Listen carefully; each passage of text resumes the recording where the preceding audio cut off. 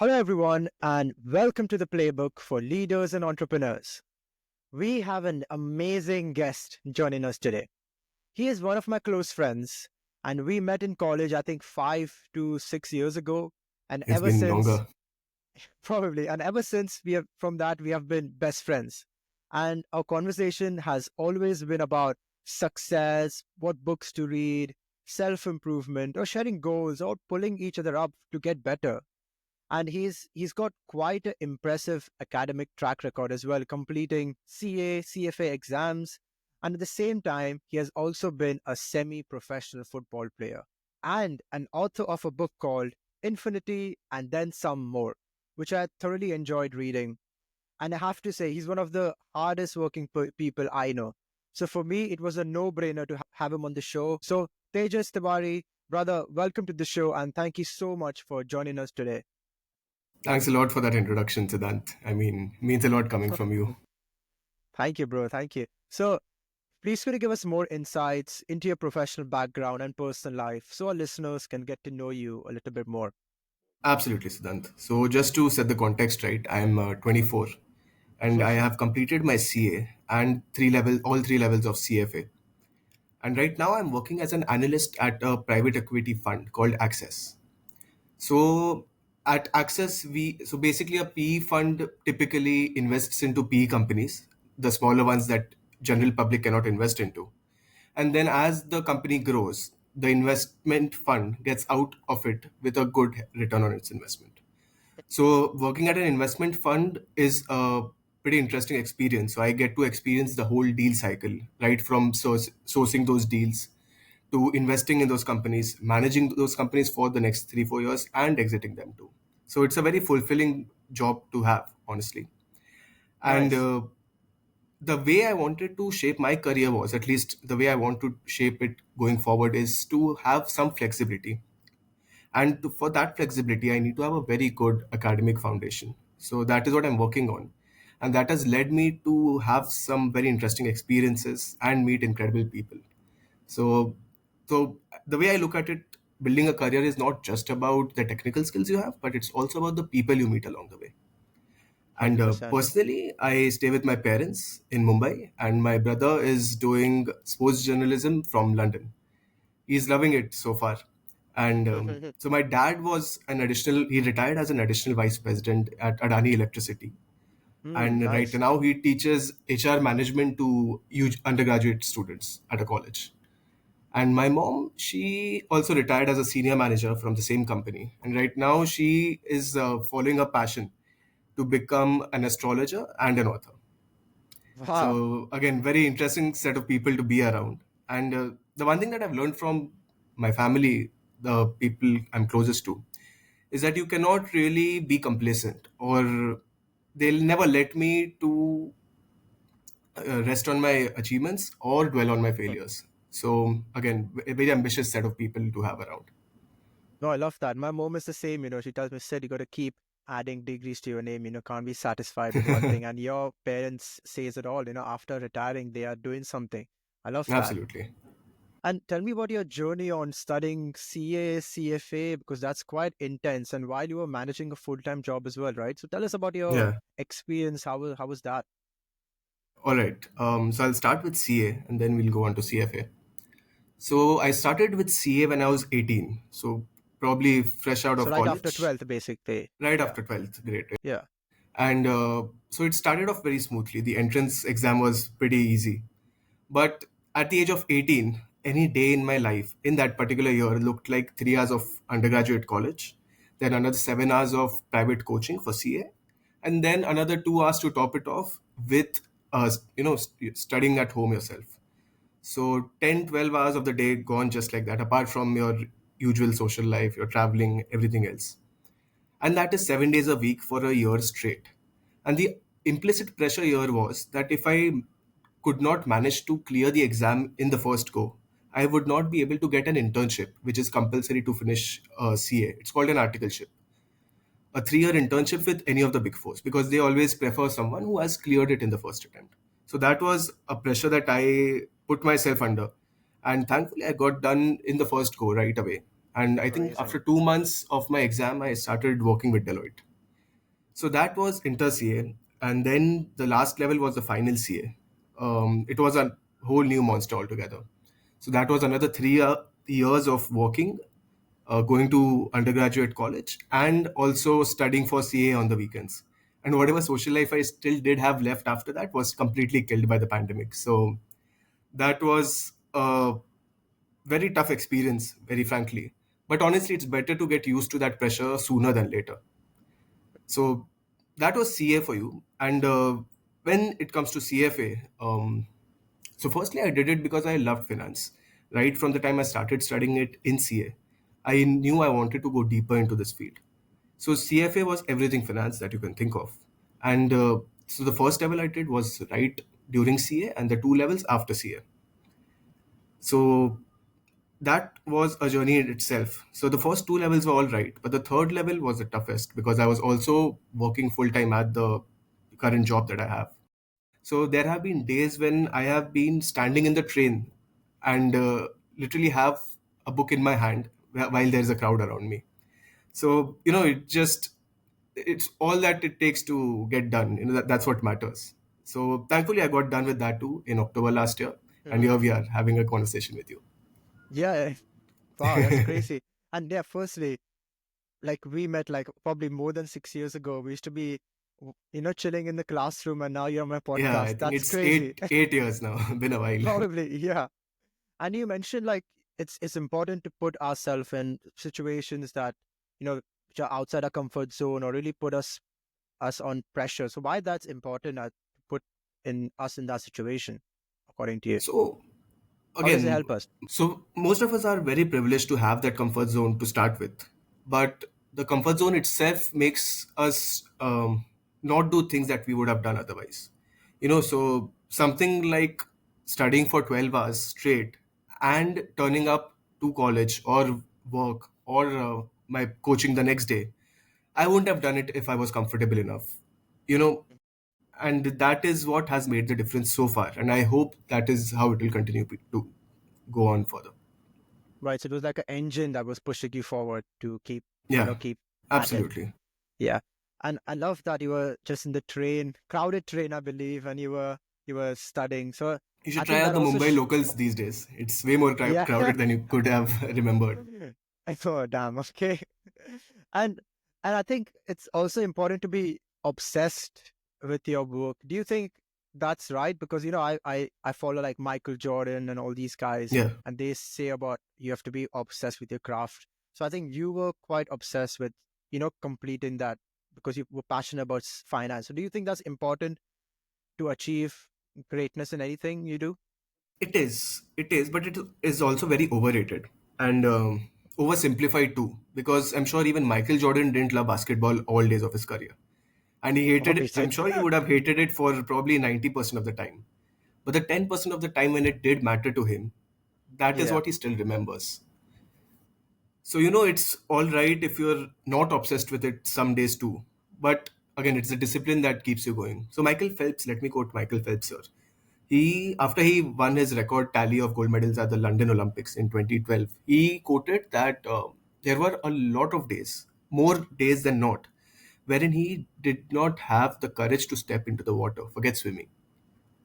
But he simply made himself do that for those many years straight, and he is the most decorated Olympian now. So these are the things that you learn. These are the realistic things that you learn from the best there are around, and that is what Love I it. am trying to do too. I'm not there yet. I'm nowhere close, but that is the mindset I would want to have going ahead. Nice. Yeah, definitely. Likewise. Likewise here. I want to ask you, like you said you were working like 12 hours a day non-stop. So did you have moments where you felt burnt out? But then how did you handle that? Absolutely, there were quite a few, but see, firstly, you have to push that threshold. You cannot give in at the first instance of a burnout. But I used to relax with my family, step back. Again, it was the pandemic time, so you can't really go around a Yeah. lot. But I Mm-hmm. used to take a day off or a couple of days off just doing nothing. I Ideally a love that. Yeah. weekend where I was not even studying, and no self help, no motivation, nothing at all. Just doing things that I would have done otherwise. I used to play PlayStation with my brother, read books that I wanted to read, play football quite a bit. So burnouts, okay, yeah, that was the way I dealt with burnouts back then, and I still do that from time to time Good. now. I think that's important to take time off without feeling guilty. Absolutely, Yeah, absolutely. that's something I need to work on for sure. And I read one of your, I think, LinkedIn posts was it, and you mentioned 30% of 18 crores is equal to 6 months. So tell me about what was that post about? Okay, so a disclaimer: I had failed in my CA final exam once, and the reason Okay. behind it is what I'll tell you right now. Yeah. So it was a very simple, straightforward calculation that I had to do in on the day of the paper, which is, so you have profit, you have some tax that you pay out of it, and then you have profit after you pay that tax. So the profit was 18 crores, very briefly. The tax after that was 30%, and then you had to calculate the profit after tax, and the sum flowed from there. But Yeah. the problem was that a simple calculation as like that, 30% of 18 crores, that's a very simple calculation to do.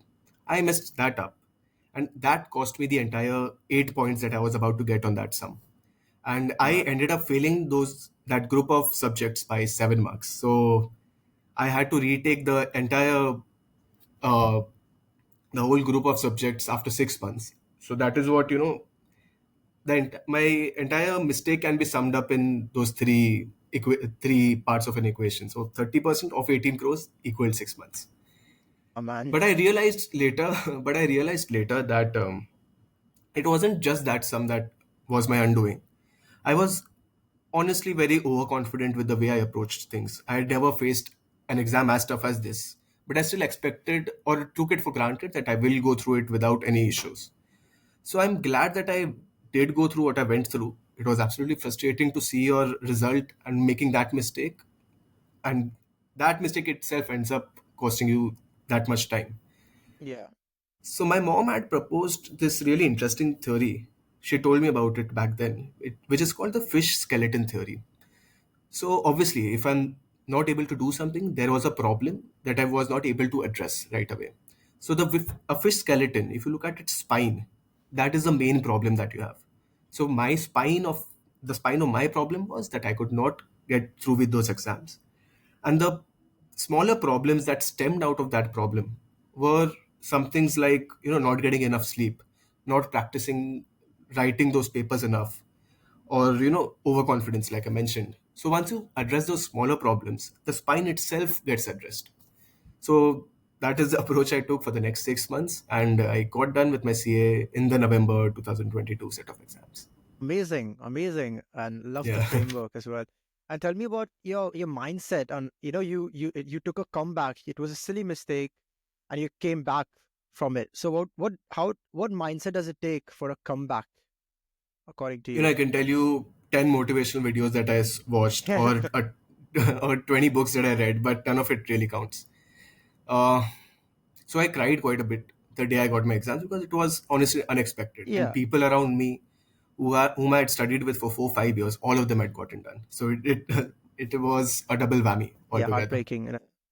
But I took the weekend off completely. Again, played a lot of football, came back home, cried the whole weekend. But on Monday, I knew I had to give in the next 100 120 days till the next set of exams. Just focusing on those exams, just those four papers, and how to get the most out of it. Again, smaller sacrifices. I did not change a lot of things. I started studying an hour before I went to work, couple of hours after I got back from work. For example, if a CA paper was 3 hours long, I practiced writing two papers for 6 hours on the weekends.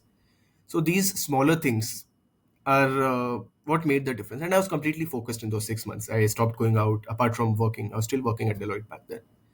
Yeah, So these smaller things are the ones that made the difference. So there's no real silver bullet here. You have to sit down with yourself, be honest that you messed up, and just take a go at it again. But it all starts from a place of honesty. love that. Definitely, I agree. And what was your self-talk like? How do you talk to yourself when you made a silly mistake? Because sometimes when you make a silly mistake, you're like, oh, what do you do? Like you're dumb, etc. So how is your internal monologue? How do you talk to yourself when you make these All silly of that, all mistakes? of that, all of that and more actually. But again, I make it a point to not go on that rant for a long time. Yeah, Probably a couple of hours at the most when I'm in that zone. And right away I try to look for a solution, because it is very counterproductive to keep going back to what you did wrong. But yeah, you should allow yourself those 2 3 hours to just be angry at yourself. That's all right. You did cost yourself something very important. To do that for a couple of hours, and but you have to get back to action right away. Yeah, 100%. I mean, it's good, important to like forgive yourself and Yeah, keep. yeah. Yeah, 100%. Nice. And I want to know your time at Deloitte. You worked at one of the big four. So any quality or traits you saw in like leaders in high positions that set them apart that you can share with our listeners? Absolutely. So I had the privilege to work at Deloitte for 3 years, and I've been at my current role at Access Private Equity for a year and a half now. And all this while, I've come across a great set of managers that I've worked with right away. Obviously, all of them have their own personalities, different tendencies, different outlooks, but there were a few things that I found were common amongst all of them. So, firstly, they are not at all scared to stretch their limits. It sounds pretty theoretical, but when you look at it from a day to day basis, they are not willing to go that extra step. And they will be the first one to take that extra step. So, by default, the people around you have to follow suit. So, that is one thing that I mean, I'm still trying to learn myself, because you, again, once you know an X set of things, you only want to do those X number of things. You don't want to do an X plus one or an X plus two yourself. And but again, these guys teach you that to get where they are, you need to do X plus 10. So that is what I'm trying to imbibe myself. I'm getting there, hopefully, step by step. Secondly, the planning that they do is impeccable. So everything, if you have a big goal, you have 10 smaller goals to get to that big goal. Yeah. And the big goal takes care of itself right away. So the way they plan, there's someone who's accountable for that, and then there's someone who is supposed to do that within that frame of time. So it's not an indefinite goal, nor is it an unaccountable goal. So the planning that they do is impeccable, and of course the communication of that plan with the team around you, that is something that is very interesting to learn from these people. Thirdly, their attention to detail is impressive. You won't expect someone who is thinking of a much larger picture. I won't go into Mm-hmm. specific examples here, but Yeah. these people are paid to have a strategic vision. That is where they make the most of their money. But at the same time, they are equally good at catching the fish's eye. So that is what, again, I personally struggle with attention to detail, and I'm trying to get over that too. But you realize that they are where they are for that reason. It is, I mean, they have not winged it right all the way to the top. And fourthly, and most importantly, is the honesty. So whenever someone around them needs a straight talk, they are not at all afraid to give that straight talk. And it is more likely than not that someone else would not be achieving the potential, or not be going through with what they're supposed to, and they are not at all scared, or they are not at all hesitant to get the best out of them, even if it makes them uncomfortable in that short span of time. So again, these four things are not the most easiest, it's not the most intuitive thing to do, rather. But over time, you have to culture that into yourself, and obviously that sets you on the path to greatness, if I may say that. Yeah, that's quite inspiring and something that I'm going to take away from this episode. So thank you for sharing. And with all the, and so just to add on, I'm actually currently reading this book from Steve Jobs, Okay. and he's like one of those leaders as well, where he just talks turkey and just says how it is to anyone of his employees. If he doesn't like Right, the product they're proposing, he'll tell him this is how you right, need to right, do. right. This is what I think. The honesty side of things is quite important to work on for sure.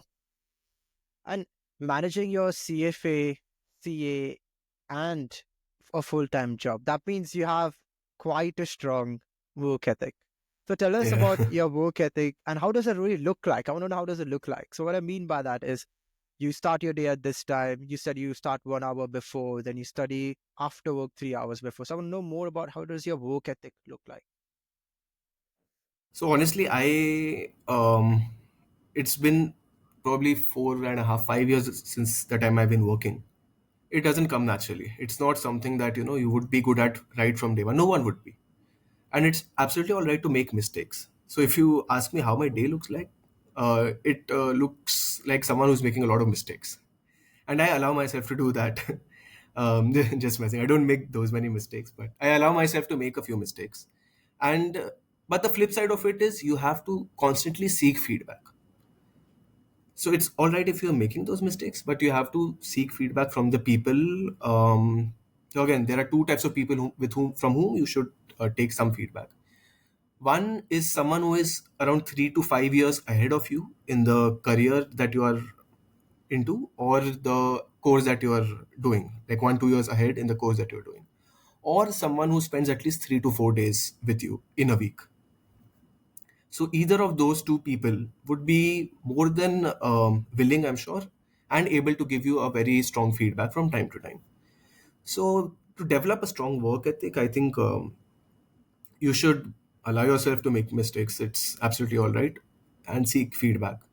And a day in my life, so it starts at around 10, and I try to, get into the thick of things by making a few calls. So I like to talk to people inherently, and so if I have to catch up with someone at work, or get something done, speak to someone for to set a meeting, I try to get that done in the first couple of hours, and then it's a routine work that takes a lot of time. So there is a set of to dos. That is something I'm working on. I maintain list, a written list, and then I try to tick it off across the day. So that has worked in my favor because I now don't forget a lot of things that I used to forget earlier. And also it gives you that gratification of ticking a list out of your item. It's very, yeah, it's very natural. And that again is something that I'm working on.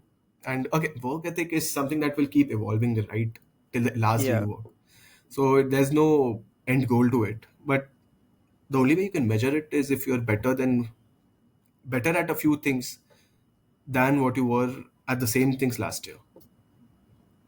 amazing answer.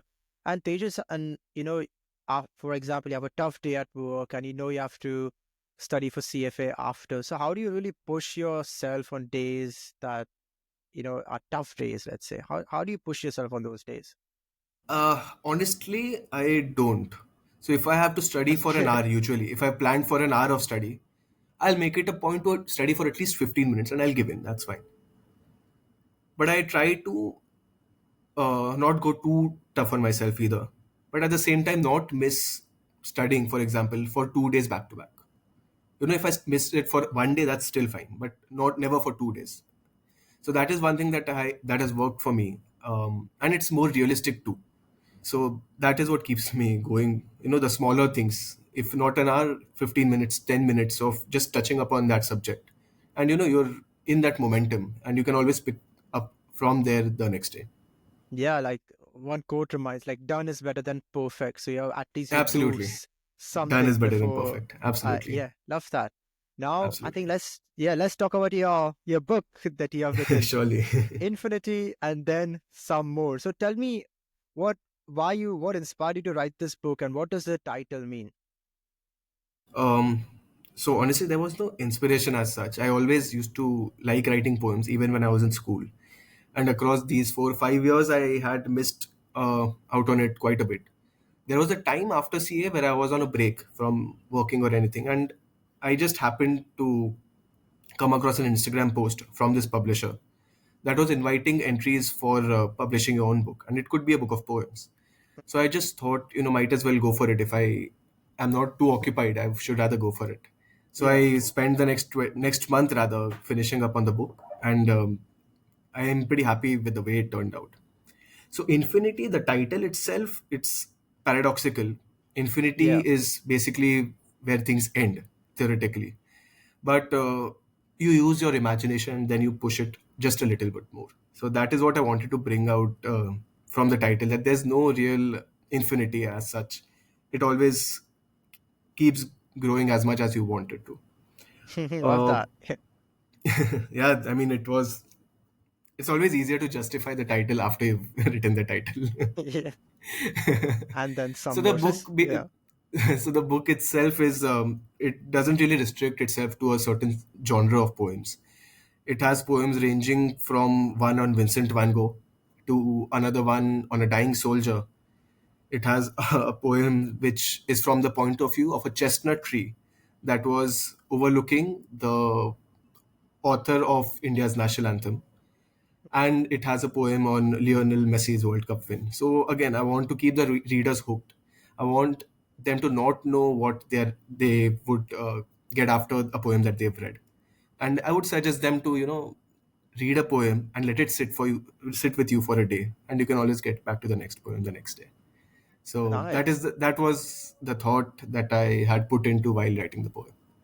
And can our listeners get the PDF copy of it? Absolutely. I will share a link with you and you can Yeah, always post it perfect. with the Yeah, video. the show notes. You I will. can you can absolutely get an ebook for this one. Perfect. And let's actually deep dive on into two poems, if you don't mind. So maybe we can start off with the your poem, Yeah. Night. That night in Doha, let's say. That What's night that in poem Doha. about? Yeah. It's among my most, so that was one for myself. I am Okay. a huge Lionel Messi fan, and as the world knows, he won the World Cup in 2022 in December in Doha. But what a lot of people don't know was that he lost a World Cup final in Brazil in 2014.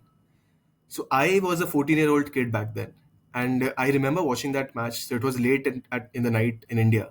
I finished watching that match at 3 o'clock in the morning, and I was sick for the next 2 days because I was that sad about him not winning the World Cup. And he went on to lose a couple of more finals in the next 3 years itself and abruptly retired from international football altogether. So it must have taken a lot of fortitude, um, swallowing his ego, and of course support to get back to international football. And look where that has gotten him. So he is someone who has risen from the ashes, literally. Someone who had absolutely left football to someone who has won everything there is to win for a football player. So it is an absolutely inspirational story, apart from all the personal biases. And that is what I wanted to bring out from that poem itself. So it was not only about that night in Doha, it was all these years that he had spent playing football, um, everything that football had given to him, and more importantly, everything that football had taken from him. So inspiring. Thank you, Tejas. Nice one.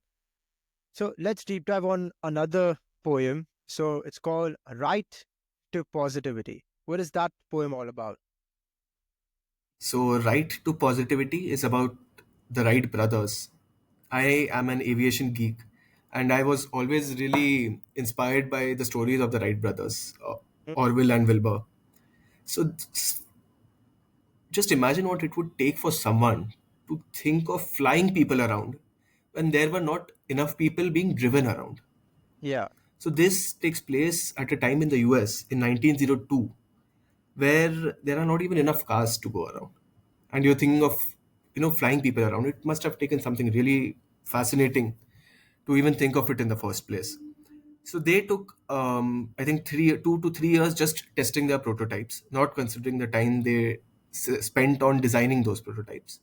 And in Kitty Hawk they actually completed their for the first manned flight ever.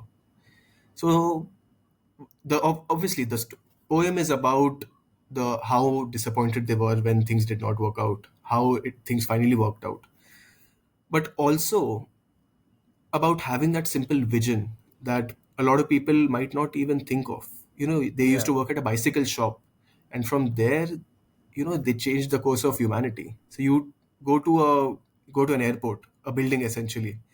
You go to a metal can. You sit there for a few hours, and you are in a different city, thousands of miles away from where you were 5 hours ago. Yeah. Isn't that? I mean, it's not Crazy. nothing short of a miracle. Yeah. For sure. So that is And what was the driving factor behind writing this poem in the first place. and the Wright brothers might, when they had the vision of decided, they might have been ridiculed a lot from other people. Absolutely, So absolutely. what's the So advice his on? Yeah, go on. so Sorry. their father actually took them off the family business, the bicycle business, for a couple of years because he was not very happy with the way they were spending their time behind Okay. something that they would probably never achieve. So, yeah, it was a story of bravery. Yeah, quite interesting. So, what's your advice on how can we build resilience towards the judgment of others? So, if you have an idea or something, you want to go ahead, but you're receiving a lot of judgment from everyone else. So, how can we really build resilience on that and just keep going after a vision? So, this is way easier said than done because, again, you're around people all the time. Wherever you are, you will run into people at some point of time in your day. The way I look at it, I try to block all outside noise out. It's not an easy thing to do. Write down why I want to do what I want to do and keep reading that every day. Probably for 5 minutes, 10 minutes, you go through that list. You will have five things that you want to do and 10 reasons for each of the five things that you want to do. The reasons are important, not the outcome. Why are you starting off with that thing is important. So that is how I do it myself. And I haven't taken any contrarian bets as far. So I'm not very experienced with people not supporting me. Yeah. But I would imagine someone like an Elon Musk who wants to take humanity to Mars. He would be a better person to answer this question, I'm sure. Yeah, Elon Musk is a crazy guy for sure. And how he I like, mean, again, it is the Wright brothers all together. Again, we yeah, they true, must have gone through the same criticism that Elon Musk is going through right now. And for all you 100%, know, in the next 30 years, we will have a man on Mars. 1000%, couldn't agree more. And and talking about poems, you also share a few things on your LinkedIn post. I really enjoy reading. I think one of the poems or something you wrote was about something the Prairie Eagle. Prairie Eagle. Right. What is that about? Absolutely. So I read this story or an anecdote really from in this book called You Can Win by Shiv Khera. And it's a motivational book. I read it when I was way younger, 9 or 10 years old. But this story stuck with me. So it's a story about an eagle when it was in its egg. It accidentally falls onto a prairie chicken farm and it grows up as a prairie chicken and it lives all its life as like a chicken. So it never flies high. It never really goes for the hunt, goes for the kill, never does that. And one day he just looks up and sees a huge bird flying way higher than what he has seen around him. So he just asks the prairie chicken next to him. And the chicken replies that that's an eagle. You cannot even think of flying that high. Might as well get on to lunch right now. So, it was because what's interesting is that eagles are they have evolved in a manner which allows them to fly that high and hunt. So they have strong talents that let them grab their prey from wherever they want to. They have that vision to spot the prey in the first place. And their wings are shaped in a manner which helps them glide to higher heights instead of actually flying all the way. So these are things that they are naturally born with. But the eagle that landed on the prairie chicken farm, it could never even figure out that it was blessed with all of those things already. And what was worse, that it was surrounded by people who could not even see that it was an eagle and not a chicken to start with. So that is what caught my eye back then, and I still fondly remember that story. And so you need to not just know your own capabilities intuitively. You need to sit down with yourself, figure out things that you're good at, things you're bad at, and go on from there. So it's not just that, but you also need to be around people who can spot that for you and help Yeah, you go where you want to. So that is right. something that I thought I wanted to share from that LinkedIn post. Yeah, definitely. And I think it's important to have people around you that motivate you to go up as well if they see the potential for sure. And eagles also need to break their beak to really Absolutely, transform that's a very themselves. So painful process. yeah, tell me about that as well. So I think around three fourth of their lives, their wings become very heavy, their beak becomes curved, their talons are not strong enough, so they cannot kill anymore. And if you're in a pack of eagles, if you cannot provide for the pack, you're no good to them. So they actually go to a secluded place, probably on top of a mountain or something, and then they pluck their feathers off which have become heavy. Then they break their beak off by banging their head against a rock, and also their talons. So you can imagine it's a very painful process, a physically painful process. But later, after some time, their beak grows back, which is much straighter. Their Yeah. talons are back, so they can claw the prey much easier now. And they have newer feathers, which are way lighter, which helps them fly for longer hours. So it's an absolute metamorphosis that they go through in order to survive. Yeah. Forget growing, forget anything of this sort. Just to survive, this is something that they have to go to. And that is what we as humans also have to go through sometimes. And it's absolutely all right. You should learn from nature as much as you can. Yeah, I think I truly believe, for example, leaders who might be leading in particular in one way all their life, they might need to transform it to get to the next stage. So basically what I'm saying is what got you here cannot get you there. So you have to like transform Absolutely. yourself to keep moving forward for sure. I think there's a story about the CEO of Lego too. Was that sea of He CEO who? of Lego. Oh, I don't okay. remember the name of it. Yeah, I think Okay, it's a right. very interesting book. It's been a while since I read it, but it's how they were facing quite a few problems back in 2003 or 2004, and how he had to reinvent his complete lineup to get to where they are right now. So it's a very interesting read. I would suggest you to go through that once. I'll add it to my list if you're saying. Mm. Absolutely.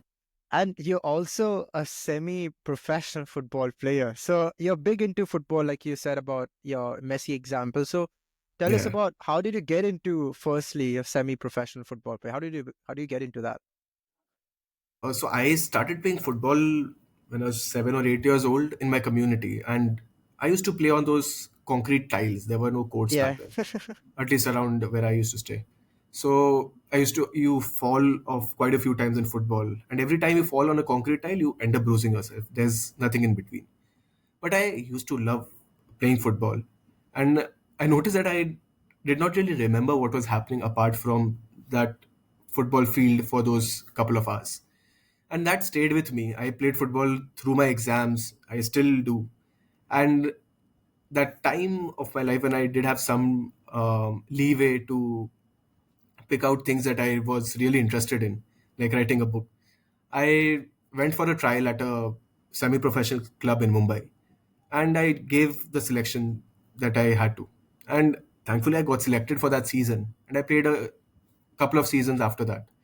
And it was one thing of the bucket list for sure. I still do, but I don't have the time to commit to something of that Yeah, level. for sure. And being a professional athlete, how has it takes a different mindset to be a professional. So how has that mindset really shaped you and helped you in other areas of your life? Oh, absolutely. So you get used to losing and coming back way easier playing sports than anything else. For sure. You get injured, you lose those games. It's probability you lose 50% of the time. Then you have those fights, arguments with people around you. But the next day, you're still wearing your shoes at the same place, playing the same sport.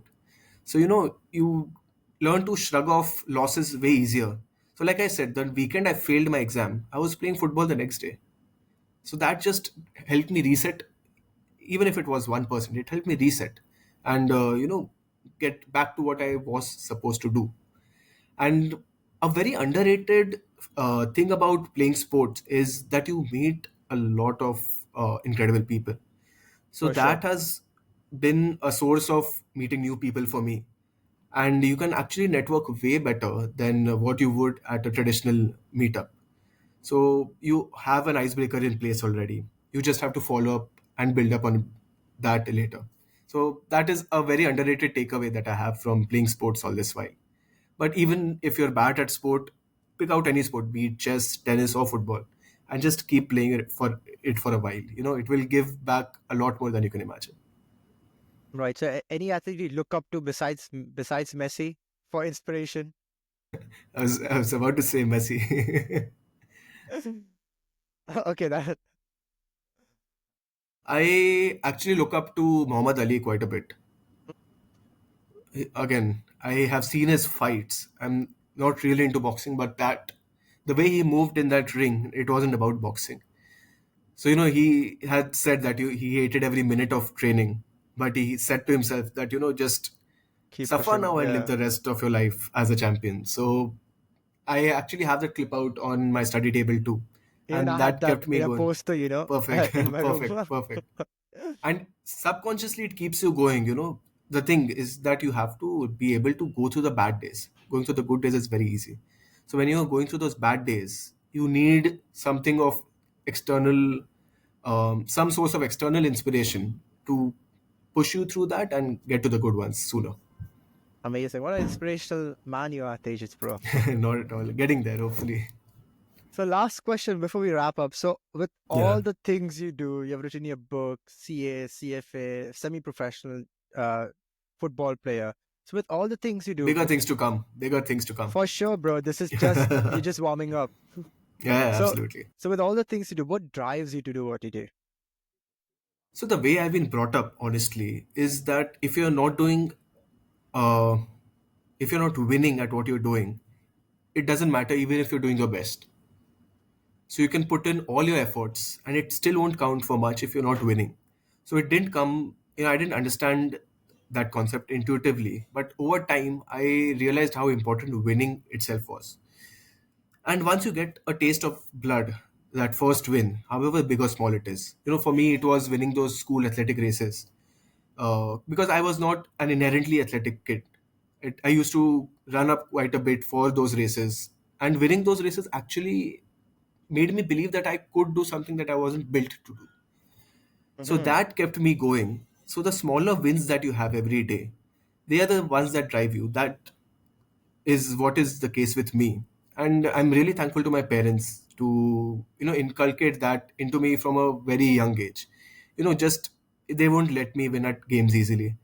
It was always an effort to earn a win with them, and that is what made sure that I wasn't complacent. I wasn't fine with not winning even if I'm putting in my best efforts. At the end of the day, it doesn't really count for much if you're not winning. So, and you also fail, so don't get me wrong here. It's not about not failing at all. But when you look back, you will only remember the wins, honestly. The failures build you, but you will end up remembering the wins. So Michael Jordan himself, he is known for the points he scored, but he is not known for the Yeah. misses he made. There are quite a few NBA seasons where he is the one who has missed the most number of free throws. But again, you have to dig really deep to find that fact out. But his Yeah. world records spring up very easily. So again, get used to winning, however big or small it is. And once you get used to it, you're addicted to it. So that is what keeps me going. So again, a small win, CFA, any level of CFA, CA, or a small win at work, it builds on. It keeps me going, and I'm sure it will lead on to bigger things in life. What does winning mean to you? Everything. I love that. And you know what? if you Kobe Bryant said if the you're same not thing. winning, you're not doing it. Seriously, I had Kobe no Bryant said the idea. same thing. He said winning. Yeah, tell me. Sorry, Oh, go on. Wow. yeah, yeah. So yeah, I mean, everything you do is supposed to take you closer to a win. That's it. Amazing. Well, Uh, explicitly, you can take your time off. You can do everything that's possible, but it should be in context of winning a longer race. So it's fine. I mean, again, if you're planning to work for the next 40 years, it's fine to take a year off. I'm not against that, but it should be in some tandem with your longer term goals. So everything starts from having envisioned a win, and then you back calculate from there. So that is the way I look at it. And again, winning is what matters at the end. Amazing. And that tells a lot about your mindset as well as an individual. So Thanks. that's amazing. And honestly, Tejas, it's been an honor to have you on the show, brother. And I've really enjoyed our conversation. Pleasure is mine. And I think I know you more and as a person as well now. So I think that's amazing. So for our listeners, I will link Tejas's LinkedIn, social media handles, and definitely his link of his book PDF, so you can check it out. And for our listeners, make sure you follow the show and make sure you comment below. What's your key takeaway from this episode? And if you leave us a review, it will help me get more interesting guests like Tejas on the show. So thank you so much, everyone, for listening. Thank you, Tejas, as well, for joining again. Thank you, everyone. Pleasure is all mine, Siddhant. Thanks a lot for having Thank me. you. Thank you.